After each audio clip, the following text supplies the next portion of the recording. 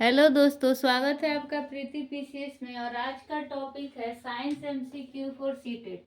जो सीटेट का एग्जाम होने वाला है 21 जनवरी से, उसके लिए हम कुछ यहाँ इम्पोर्टेंट साइंस क्वेश्चन देखेंगे जो पेपर 2 में पूछता है। और इसका सिलेबस है 6 to 8 क्लास का।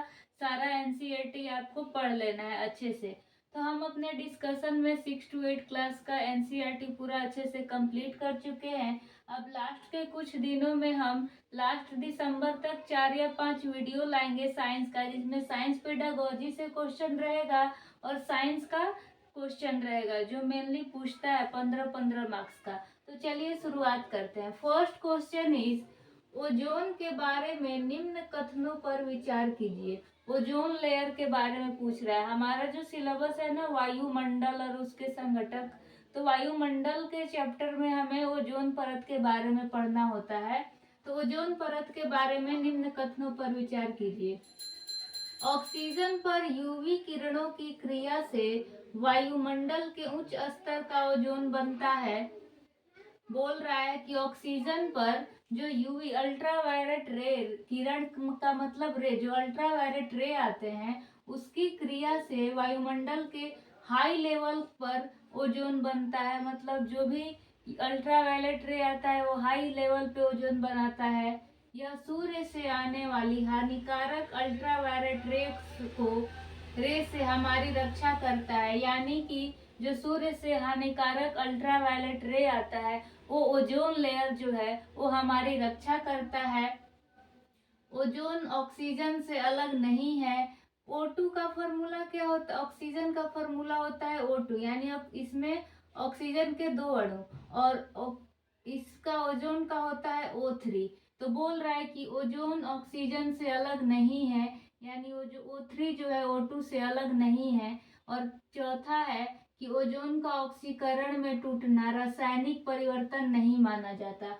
और इसका ऑप्शन सेट किया है केवल बी और सी, ए और सी, ए और बी या ऑल। तो इसका सही उत्तर हो जाएगा ए और बी। कैसे हो जाएगा? क्योंकि ऑक्सीजन पर अल्ट्रावायलेट रे की क्रिया से वायुमंडल के उच्च स्तर पर ओजोन बनता है। ये बात एकदम ठीक है, ये सही है कथन। और यह सूर्य से आने वाली हानिकारक जो अल्ट्रावायलेट रे होती है, अगर ओजोन लेयर नहीं होता तो जो सूर्य से अल्ट्रावायलेट रे आता है उससे हमारे आँख खराब हो जाते, चेहरे का कैंसर हो जाता, चेहरे पे घाव हो जाता, ये सभी चीजें हमें हो जाती। लेकिन कौन बचाता है? तो ओजोन परत। ओजोन परत कहाँ होता है? तो वायुमंडल के समताप मंडल में होता है। और फिर तो ये भी सही है, यानी ए और बी सही है। तीसरा है कि ओजोन ऑक्सीजन से अलग नहीं है, तो ये बात गलत है, क्योंकि ओजोन ऑक्सीजन से अलग है और ये बोल रहा है कि नहीं है। तो ये कथन हमारा गलत हो गया। फिर बोल रहा है कि ओजोन का ऑक्सीजन में टूटना रासायनिक परिवर्तन नहीं माना जाता। यहाँ फिर गलत लिखा है, क्योंकि ओजोन का ऑक्सीजन में टूटना एक रासायनिक परिवर्तन है। तो उम्मीद करते हैं आपको पहला प्रश्न अच्छे से समझ में आ गया होगा। अब दूसरा प्रश्न है, the purpose of remedial teaching is to. उपचारात्मक शिक्षण का उद्देश्य क्या है? यानी कैसे हम उपचार करते हैं, कि रेमेडी क्या है? तो बोल रहा है उपचारात्मक शिक्षण का उद्देश्य क्या है?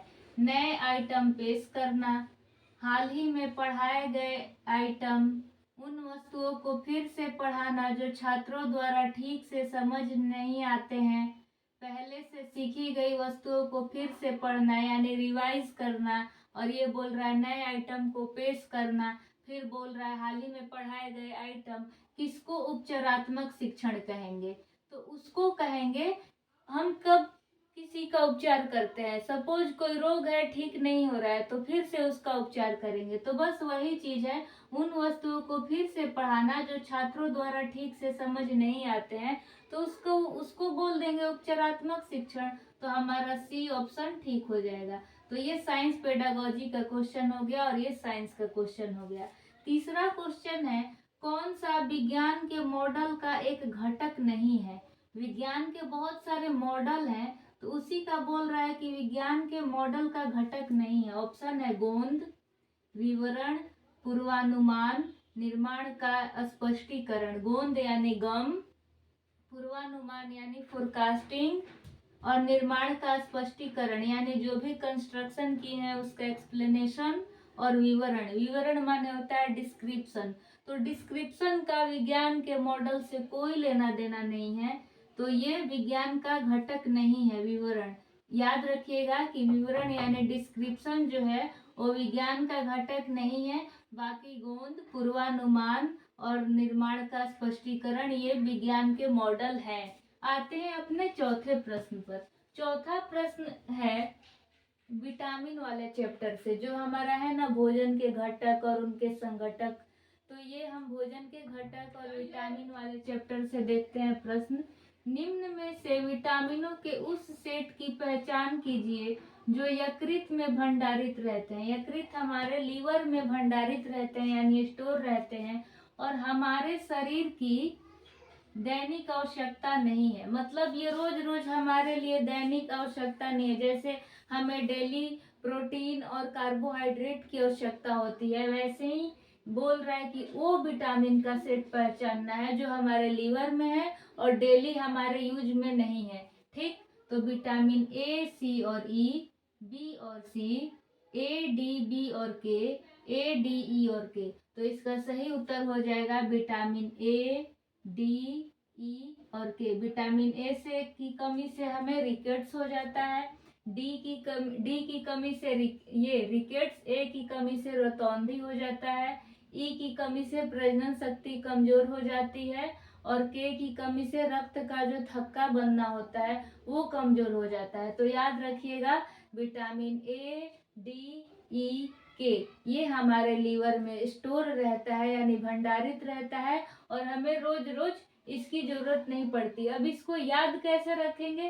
तो याद रखेंगे कि हम एक दिन में अंधा नहीं हो सकते, एक दिन में हमें रिकेट्स नहीं हो सकता, एक दिन में हमारी प्रजनन शक्ति खत्म नहीं हो सकती, और एक दिन के लिए हमारा ब्लड का क्लॉटिंग खत्म नहीं हो सकता। तो इस तरह से हम याद रखेंगे कि अंधा नहीं होंगे, रिकेट्स नहीं होगा, प्रजनन शक्ति खत्म नहीं होगी, और विटामिन के का काम क्या है? रक्त को थक्का जमाना, और रोज रोज हमारा एक्सीडेंट होगा नहीं, न कटेगा कि हमें रक्त का थक्का बनना आवश्यक है। तो ये याद रखिएगा कि ये हमारे लीवर में स्टोर रहते हैं और इनकी डेली नीड नहीं है।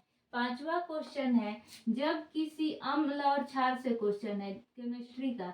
जब किसी अम्ल को क्षार में मिलाया जाता है तब निम्न में से क्या उत्पन्न होता है? तो अम्ल कैसा होता है? खट्टा। और क्षार कैसा होता है? कड़वा। अम्ल किसको बोलेंगे? जिसका ऐसे पीएच मान होता है ना 7, तो जिसका 7 से माइनस कम होता है वो अम्लीय होता है, अम्ल होता है, और जिसका 7 होता है वो उदासीन होता है, उदासीन यानी न्यूट्रल, उसको कोई फर्क नहीं पड़ेगा। और जो 7 से आगे है वो क्षार होता है यानी बेसिक होता है। जैसे हमारा रक्त है, रक्त का पीएच मान कितना होता है? 7.4, यानी हमारा ब्लड क्षारीय होता है, एसिडिक अम्लीय नहीं होता। तो बोल रहा है कि जब एसिड को क्षार बेस में मिलाया जाता है तो निम्न में से क्या उत्पन्न होता है? केवल लवण उत्पन्न होगा, केवल वाटर, केवल जल उत्पन्न होगा। लवण, जल तथा उष्मा यानी कि सॉल्ट, वाटर एंड हीट तीनों उत्पन्न होगा, या सॉल्ट और वाटर उत्पन्न होगा। तो याद रखिएगा जब अम्ल को क्षार में मिलाया जाता है यानी खट्टा चीज को क्षार में, कड़वा चीज में मिलाएंगे तो हमें लवण, जल और उष्मा तीनों मिलेगा, यानी सॉल्ट, वाटर और हीट। सॉल्ट भी, वाटर भी और हीट भी, तीनों हमें मिलेगा कब? जब हम अम्ल को क्षार से मिलाएंगे। ओके। छठा क्वेश्चन है, निम्न में से कौन सा युग्म एसिड बेसिक इंडिकेटर के रूप में उपयोग में लाया जा सकता है? एसिड बेस मतलब अम्ल क्षार, अम्ल क्षार के इंडिकेटर यानी लाइकेन है, इंडिकेट करता है। जैसे हमारा अम्ल के, जैसे हल्दी है, प्राकृतिक सूचक है, इंडिकेट करता है। जैसे हम खाना बनाते हैं और हमारे उतारना में जो, जिससे पकड़ के हम कढ़ाई या कुछ उतारते हैं और उसमें हल्दी लग जाता है, और जब हम साबुन उस पर लगाते हैं तो वो लाल हो जाता है। तो इससे हमें क्या पता चलता है कि जो साबुन है वो क्षार है, यानी हल्दी वो लाल हो गया। इट मीन्स कि लाल कर दिया, यानी कि वो बता दिया कि ये क्षार हो गया। जो लाल, जो हल्दी है पीला रंग, उसको लाल कर देता है साबुन। तो हल्दी की वजह से हमें ये मालूम चल गया कि ये बेस में चेंज हो गया। अम्ल क्या करता है, लाल लिटमस पत्र को नीला कर देता है, और क्षार क्या करता है, लाल नीले लिटमस पत्र को लाल कर देता है। तो ये याद रखिएगा। तो यही बोल रहा है एसिड बेस इंडिकेटर का उपयोग में लाया जा सकता है। ऑप्शन है लाल बंद गोभी का पत्ता, जैसे कैबेज होता है ना, हरी गोभी, हरा पत्ता जो बंद गोभी होता है, वैसे ही रेड पत्ता वाला बंद गोभी, और हल्दी, नमक और हल्दी, केले का पत्ता और बंद गोभी का पौधा, नींबू का रस और हल्दी। तो इसका सही उत्तर हो जाएगा लाल बंद गोभी का पत्ता, यानी रेड कैबेज और हल्दी। ये इंडिकेटर होता है किसका, एसिड और बेस का। ठीक, तो उम्मीद करते हैं आपको 6 क्वेश्चन अच्छे से समझ आया होगा। अभी हम इसी वीडियो में और क्वेश्चन को देखने वाले हैं। तो आइए हम अपने अगले प्रश्न पर चलते हैं। हमारा 7वां प्रश्न है, निम्नलिखित में से कौन सा एक सिंथेटिक सूचक है, यानी संश्लेषित सूचक। ना ये प्राकृतिक पूछ रहा है, ये क्या पूछ रहा है, संश्लेषित सिंथेटिक सूचक है। हल्दी का घोल, लिटमस का विलयन, मिथाइल ऑरेंज विलयन, चीन गुलाब यानी चाइनीज रोज का विलयन। तो कौन सा एक सिंथेटिक सूचक है, तो याद रखना है मिथाइल ऑरेंज विलयन। ना हल्दी, ना चाइनीज रोज, ना लिटमस का विलयन। लिटमस पत्र कहाँ से प्राप्त होता है, तो लाइकेन से प्राप्त होता है। ल से लिटमस, ल से लाइकेन, ये भी याद रखिएगा। अगर लिटमस पत्र पे कथन बना के पूछ देता है तो आप याद रखिएगा कि लिटमस पत्र लाइकेन से मिलता है, और सिंथेटिक सूचक कौन है, तो मिथाइल ऑरेंज विलयन। ठीक, 8वां प्रश्न है, ज्वार भाटा का आना किस तरह का परिवर्तन है, आवर्ती परिवर्तन, अनावर्ती परिवर्तन, या आवर्ती या अनावर्ती दोनों। तो ज्वार भाटा यानी लहर एक बार आना और फिर जाना, और एक फिक्स टाइम पे ही आना। ठीक है, तो ये हो जाएगा अनावर्ती परिवर्तन। ठीक, ज्वार भाटा का आना कैसा परिवर्तन है, तो अनावर्ती परिवर्तन है। जैसे मोमबत्ती का जलना या अगरबत्ती का जलना, वो कैसा परिवर्तन है, तो आवर्ती परिवर्तन, जो एक बार में जल के खत्म हो जाए। ठीक, दही से, दूध से दही का बनना क्या है, मंद परिवर्तन है, तीव्र परिवर्तन है, दोनों है, या इनमें नन ऑफ दीज, इनमें से कोई नहीं। तो ये मंद परिवर्तन है, ये धीरे धीरे जमता है, जल्दी से नहीं जम जाता है कि हमने दही का टुकड़ा थोड़ा सा सैंपल डाला दूध में और वो जम गया, तो ऐसा नहीं होता है, ये मंद परिवर्तन है। 10वां प्रश्न है, निम्न में से कौन सा उदाहरण अनुत्क्रमणीय और मंद परिवर्तन दोनों है। अनुत्क्रमणीय किसको बोलते हैं, लाइक अगर हम कोयले को जला देते हैं और वो राख बन जाता है, तो वो राख दोबारा कोयला या लकड़ी नहीं बन सकता, अपने ओरिजिनल रूप में वो नहीं आ सकता है, तो उसको बोलते हैं अनुत्क्रमणीय। तो दिन रात का होना, नदी में बाढ़ आना, बीजों का अंकुरण होना, बर्फ का बनना। बर्फ तो फिर से पानी बन जाएगा, तो ये तो अनुत्क्रमणीय होगा नहीं। दिन रात का होना, ये भी नहीं होगा। नदी में बाढ़ आना, क्योंकि ये मंद परिवर्तन बोल रहा है, तो ये भी नहीं होगा, क्योंकि बाढ़ अचानक भी आ जाता है, मंद परिवर्तन नहीं है। लेकिन बीजों का अंकुरण, ये बीज अंकुरण 2 दिन 3 दिन में होता है। हम अपने घर में भी चना होता है, फिर उसको कपड़े से बांध देते हैं फूले हुए चना को, फिर वो 1-2 दिन में अच्छे से अंकुरित होता है, फिर ये अनुत्क्रमणीय भी हो जाएगा, क्योंकि जो बीज में वो अंकुरित आ गया है, अब वो अंकुरण हम हटा के उसको ओरिजिनल रूप में नहीं ला सकते हैं, इसलिए मंद परिवर्तन और अनुत्क्रमणीय दोनों कौन हो जाएगा, तो बीजों का अंकुरण। ठीक, 11वां प्रश्न है, छुई मुई के पौधों को हाथ से छूने पर वह बंद हो जाता है, तो यह क्या दर्शाता है, प्रचलन, संवेदनशीलता, वृद्धि हो रहा है, या प्रजनन हो रहा है। तो संवेदनशीलता का इंग्लिश क्या होता है, सेंसिटिविटी।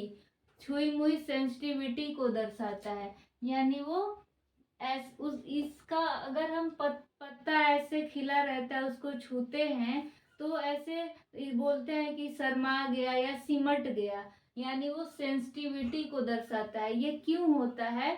तो उसके सपोज ऐसे पत्ता है, छोटा छोटा छोटा छोटा, और ये खड़ा है, ठीक, ये मैंने पत्ता बना दिया, और जब हम इसको उंगली से छू रहे हैं तो ये सिमट के ऐसे ऐसे ऐसे ऐसे हो गया, ये भी ऐसे ऐसे ऐसे ऐसे हो गया।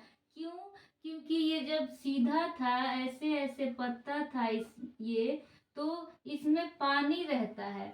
जब हम इसको छूते हैं तो ये पानी के, जब पानी नीचे ऐसे इकट्ठा हो जाता है तो वो झुक जाता है, इसीलिए ये सेंसिटिविटी को दर्शाता है। तो छुई मुई के पौधे में जो पानी होता है वो ऐसे जब गिर जाता है, जैसे सपोज ये खड़ा था और हमने छू दिया तो उसका पानी ऐसे गिर गया, इकट्ठा हो गया, तो उसको झुका दिया, इसलिए इसको बोलते हैं कि उनका पत्ता बंद हो जाता है हाथ से छूने पे, तो ये सेंसिटिविटी को दर्शाता है। ओके, यानी काफी सेंसिटिव है। पुष्प के मादा जनन अंग को क्या कहा जाता है? परागकोश, स्त्री केसर, पुंकेसर केसर या परागकण। तो पुष्प के जो नर जनन अंग है उसको बोलते हैं पुंकेसर, जो मादा जनन अंग है उसको बोलते हैं स्त्री केसर। तो उम्मीद करते हैं आपको ये वीडियो पसंद आया होगा। नेक्स्ट वीडियो में हम मिलेंगे जिसमें साइंस के कुछ क्वेश्चंस हो गए और साइंस पेडागोजी के क्वेश्चन होंगे। बाकी मेरे से पर्सनली टेलीग्राम पे बात करने के लिए आप मेरे को मैसेज कर सकते हैं @प्रीति लाइफ वी, कैपिटल वी, ये मेरा टेलीग्राम यूज़र आईडी है। आप मेरे से यहाँ मैसेज करके हमारे सीटेट ग्रुप को ज्वाइन कर सकते हैं, जिसमें मैं टेस्ट लेती हूँ, हम वॉइस डिस्कशन करते हैं, और हम CDP के क्वेश्चन, हिंदी के क्वेश्चन, जैसे जैसे अभी टाइम है तो लास्ट दिसंबर तक हमारा टोटल साइंस कंप्लीट हो जाएगा, फिर मैं हिंदी का टेस्ट लूँगी। तो इस तरह से हम अपने तैयारी को मजबूत करेंगे। तो ये वीडियो आपको कैसा लगा प्लीज़ आप कमेंट कीजिएगा। Thank you so much guys for watching this video.